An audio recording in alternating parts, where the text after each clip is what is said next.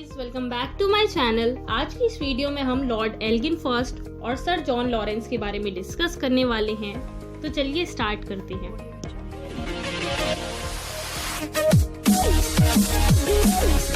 Lord Elgin first का time period as a viceroy 1862 से 1863 तक था।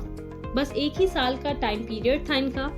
लॉर्ड एल्गिन 1862 में वाइसरॉय बने थे, लेकिन 1863 में ही लॉर्ड एल्गिन की डेथ हो गई थी। जब Lord Elgin mountain bridge cross कर रहे थे तब उन्हें हार्ट अटैक आया और हार्ट अटैक से इनकी डेथ हो गई। नॉर्थ वेस्ट में वहाबीस का एक ग्रुप था। इन वहाबीस के ग्रुप को लॉर्ड एल्गिन के टाइम में ही सप्रेस कर दिया गया था। वहाबीस मुस्लिम्स होते थे। लॉर्ड एल्गिन फर्स्ट की डेथ के बाद सर विलियम डेनिसन 1863 में वाइसरॉय बनते हैं। फिर 1864 में सर जॉन लॉरेंस वाइसरॉय बनते हैं।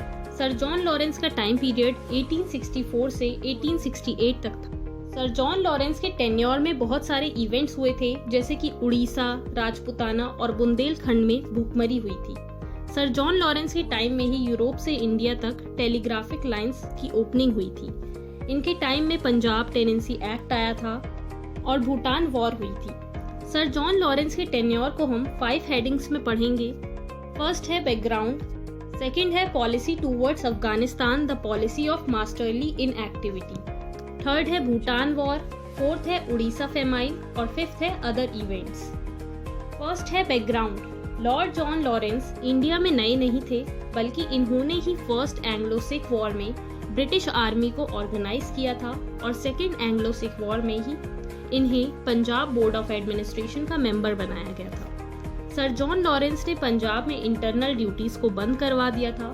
इंटरनल ड्यूटीज यानी कि जो इंटरनल टैक्स लगते थे उस टाइम पे। इन्होंने पोस्टल सिस्टम को भी इस्टेब्लिश किया था। तो ये सारे काम किए थे सर जॉन लॉरेंस ने। इसी वजह से इन्हें कुछ लोग सेवियर ऑफ द पंजाब कहते हैं, पंजाब का रक्षक। ये था सर जॉन लॉरेंस का बैकग्राउंड।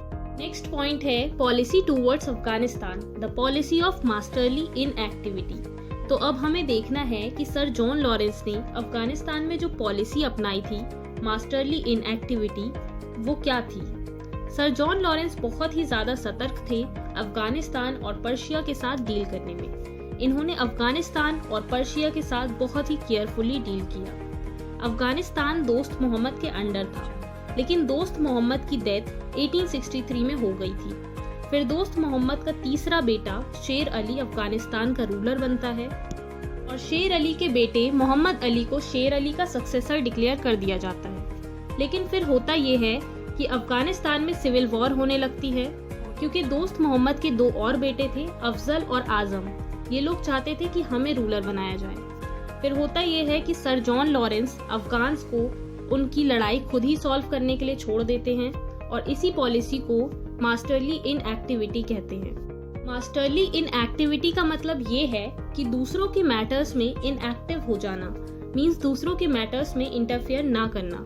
लॉर्ड लॉरेंस का ये मानना था कि अफगानिस्तान खुद ही अपने मैटर्स को सॉल्व कर लेगा, ब्रिटिशर्स को उनके इंटरनल मैटर्स में इंटरफेयर नहीं करना चाहिए। Lord Elgin, Lord Lawrence, Lord Mayo और लॉर्ड नॉर्थब्रुक, इन सब के टाइम पीरियड को मिलाकर पीरियड ऑफ मास्टरली इनएक्टिविटी कहा जाता है। नेक्स्ट है भूटान वॉर। भूटान वॉर 1864 से 1865 तक हुआ था। ब्रिटिशर्स ने भूटान से 1826 में रिलेशन बनाया था।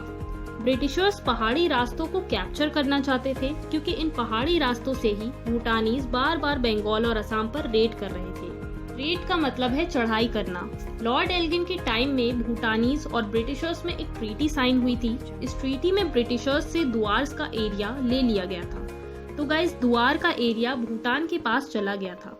जैसे ही ये बात ब्रिटिश गवर्नमेंट को पता चली, ब्रिटिश गवर्नमेंट ने इस ट्रीटी को रिजेक्ट कर दिया और ब्रिटिश गवर्नमेंट ने भूटान के खिलाफ अपनी आर्मी भेजी। इस भूटान वॉर में ब्रिटिशर्स की जीत हुई और फिर ट्रीटी ऑफ सिंचुला साइन हुई 11 नवंबर 1865 को। इस ट्रीटी में काफी सारा एरिया भूटान को छोड़ना पड़ा।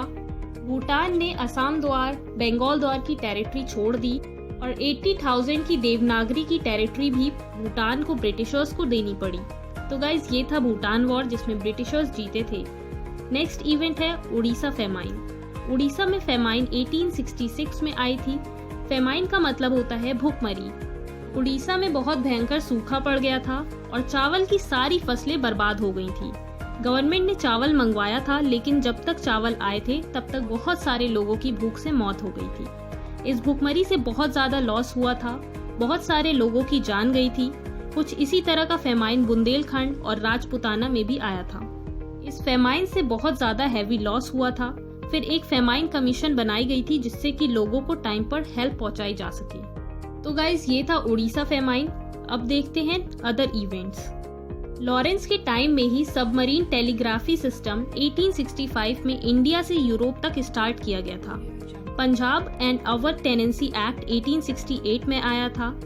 फिर 1869 में सर जॉन लॉरेंस रिटायर हो गए थे और 1869 में लॉर्ड मायो वाइसरॉय बनते हैं। आई होप गाइज आपके लिए ये वीडियो हेल्पफुल होगी। हिस्ट्री की बहुत सारी वीडियोस हमारे चैनल पर अपलोडेड है।